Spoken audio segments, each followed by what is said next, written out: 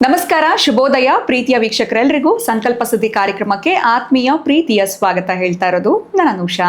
ಮೊದಲನೇ ಬಾರಿ ನಮ್ಮ ಚಾನಲ್ ವೀಕ್ಷಿಸ್ತಿದ್ದೀರಾ ಅಂದ್ರೆ ಈಗಲೇ ನಮ್ಮ ಚಾನಲ್ನ ಸಬ್ಸ್ಕ್ರೈಬ್ ಮಾಡಿ, ನಮ್ಮ ವಿಡಿಯೋಸ್ನ ಲೈಕ್ ಮಾಡಿ. ಏನೋ ಕಾರ್ಯಕ್ರಮದಲ್ಲಿ ನಮ್ಮ ಜೊತೆಲಿದ್ದಾರೆ ಸ್ಪಿರಿಚುವಲ್ ಗುರು ಡಾಕ್ಟರ್ ವಿಷ್ಣುದತ್ತ ಗುರುಜಿ ಅವರು. ಬನ್ನಿ ಗುರುಗಳನ್ನ ಕಾರ್ಯಕ್ರಮಕ್ಕೆ ಬರಮಾಡ್ಕೊಳ್ಳೋಣ. ನಮಸ್ತೆ ಗುರುಗಳೇ, ಕಾರ್ಯಕ್ರಮಕ್ಕೆ ಭಕ್ತಿಯ ಸ್ವಾಗತ. ಈ ಒಂದು ಜ್ಯೋತಿಷ್ಯ, ಆಸ್ಟ್ರಾಲಜಿ ಅನ್ನುವಂಥದ್ದು ಸಾಕಷ್ಟು ಆಸಕ್ತಿ ಮತ್ತು ಅದ್ರ ಮೇಲೆ ಇಂಟ್ರೆಸ್ಟು ಸ್ವಲ್ಪ ಕಲ್ತಿರೋದ್ರಿಂದ ಏನಿರುತ್ತೆ ದಿನ ತಿಥಿ ವಾರ ನಕ್ಷತ್ರ ಇದನ್ನು ನೋಡಿದ್ರ ಜೊತೆಯಲ್ಲಿ ಈ ಗ್ರಹಗಳು ಬದಲಾದಾಗ ಸ್ವಲ್ಪ ಗಮನ ಹರಿಸುವಂಥದ್ದು ಸರ್ವೇ ಸಾಮಾನ್ಯ. ಈಗ ಮೀನ ರಾಶಿನಲ್ಲಿ ಶನಿ ಇರುವಂಥದ್ದು ಗೊತ್ತೇ ಇದೆ. ಅದರ ಜೊತೆಯಲ್ಲಿ ಬಂದು ಕುಜ ಕೂತ್ಕೊಂಡಿದೆ ಜಸ್ಟ್ ಕೆಲವು ದಿನಗಳ ಹಿಂದೆ. ಈ ಶನಿ ಮತ್ತೆ ಕುಜ ಒಳ್ಳೆ ಕಾಂಬಿನೇಷನ್ ಅಲ್ಲ ಅನ್ನುವಂಥದ್ದು ಪ್ರತಿಯೊಬ್ಬರಿಗೂ ಗೊತ್ತೇ ಇದೆ, ಎನಿಮೀಸ್ ಅದು ಅಂತ.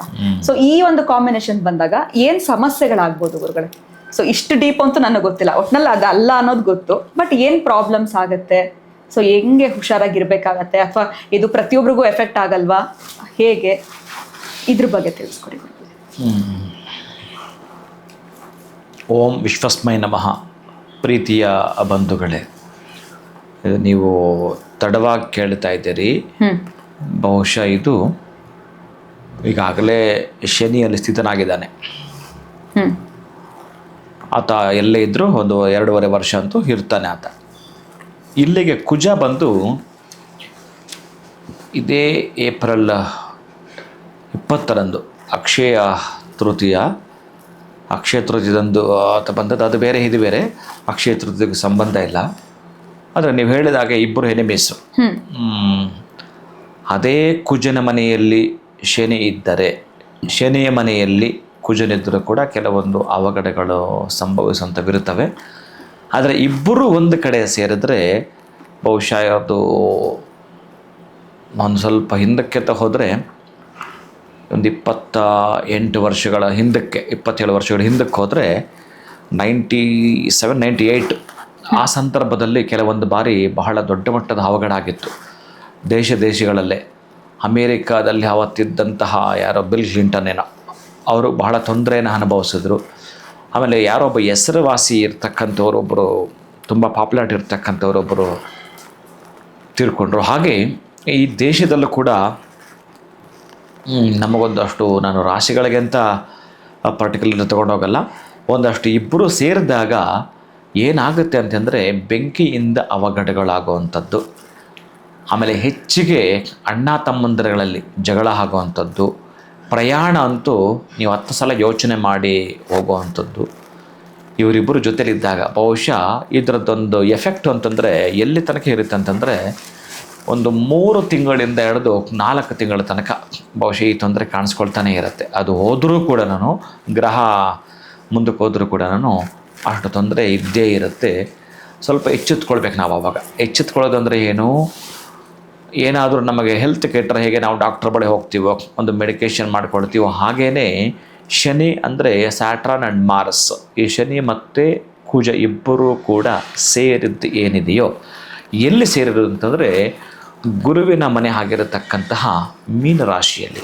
ಹಾಗಾಗಿ ನೀವು ಏನು ಮಾಡಬೇಕು ಅಂತಂದರೆ, ಯಾರಾದರೂ ಕೂಡ ಬಹುಶಃ ಕೇಳಿಸ್ಕೊಳ್ತಾ ಇರ್ತಕ್ಕ ಪ್ರತಿಯೊಬ್ಬರು ಕೂಡ ಸಾಧ್ಯ ಆದರೆ ಮೊದಲು ಗುರು ಕ್ಷೇತ್ರ, ಶನಿ ಕ್ಷೇತ್ರ, ತದನಂತರ ಸುಬ್ರಹ್ಮಣ್ಯ ಸ್ವಾಮಿಯ ಕ್ಷೇತ್ರ, 3 ಕ್ಷೇತ್ರಗಳಿಗೆ ಹೋಗಿ ಬರುವಂಥದ್ದು.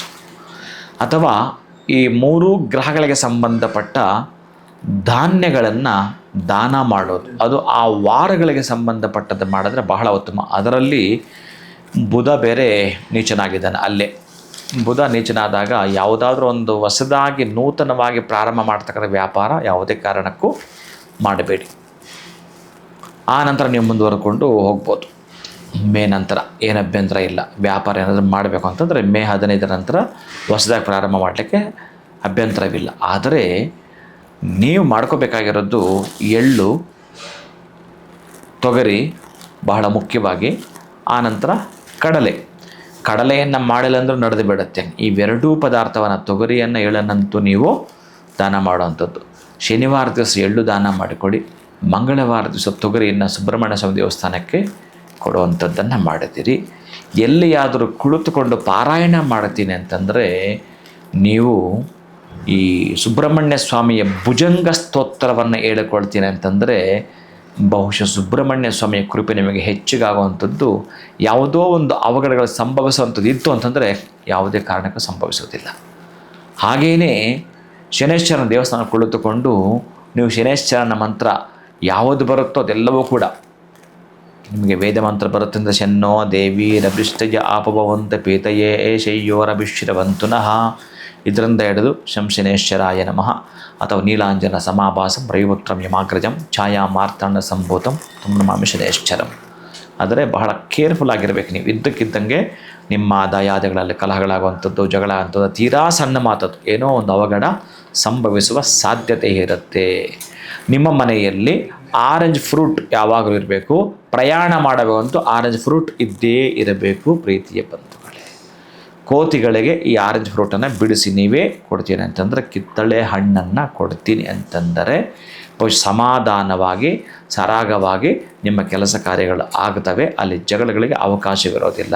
ಶನೈಶ್ಚರ ಮತ್ತು ಕುಜ ಇಬ್ಬರು ಸೇರಿದರೆ ಬಹುಶಃ ಎಲ್ಲೋ ಒಂದು ಕದನ ಪ್ರಾರಂಭವಾಗುವ ಸಾಧ್ಯ ಇರುತ್ತದೆ. ಅಂತಹ ಕದನವಾಗಬಾರದು ಅಂತಂದರೆ ನೀವು ಈ ಧಾನ್ಯಗಳನ್ನು ದಾನ ಮಾಡಿಕೊಂಡ್ರೆ ಬಹುಶಃ ಒಂದಷ್ಟು ತಕ್ಕ ಮಟ್ಟಿಗೆ ಸಮಾಧಾನ ಇದ್ದು ಆನಂದವನ್ನು ಪಡ್ಕೊಳ್ತೀರಿ. ಖಂಡಿತ. ಸೊ ಇದೇ ಥರ ಕಾಂಬಿನೇಷನ್ಸು ಈ ಹಿಂದೆ ಅಂದರೆ ಸರಿಸುಮಾರು 27 ವರ್ಷಗಳ ಹಿಂದೆ ಬಂದಿತ್ತು ಅಂತ ಹೇಳಿದ್ರಿ. ಆದರೆ ಈಗ ನಾವು ಇಮಿಡಿಯೇಟಾಗಿ ಏನಾದರೂ ಪ್ರಾಬ್ಲಮ್ಸ್ ಆಗುತ್ತಾ ಅನ್ನೋದಾದರೆ ಟ್ರಾವೆಲಿಂಗ್ ಮಾಡುವಾಗ ಹುಷಾರಾಗಿರಬೇಕಾಗತ್ತೆ. ಆ್ಯಂಡ್ ತೀರಾ ಚಿಕ್ಕ ವಿಷಯಗಳಿಗೆ ದೊಡ್ಡ ಮಟ್ಟದ ಜಗಳದಲ್ಲಿ ಸಿಕ್ಕಾಕೊಳ್ಳುವಂಥದ್ದು. ಬಟ್ ಯಾರಾದರೂ ಹೊಸ ಬಿಸ್ನೆಸ್ ಶುರು ಮಾಡುವಂಥವ್ರಿಗೆ ಸೂಕ್ತ ಅಲ್ಲ, ಯಾಕಂದರೆ ಬುಧ ನೀಚನಲ್ಲಿದ್ದಾನೆ ಅಂತ ತಿಳಿಸ್ಕೊಟ್ಟಿದ್ದೀರಾ.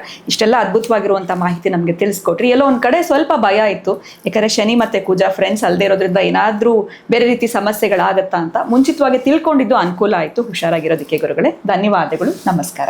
ಹರೇ ಶ್ರೀನಿವಾಸ. ಇವತ್ತಿನ ವಿಡಿಯೋನ ಮುಗಿಸುವಂತಹ ಸಮಯ ಆಗಿದೆ. ನಮಸ್ಕಾರ.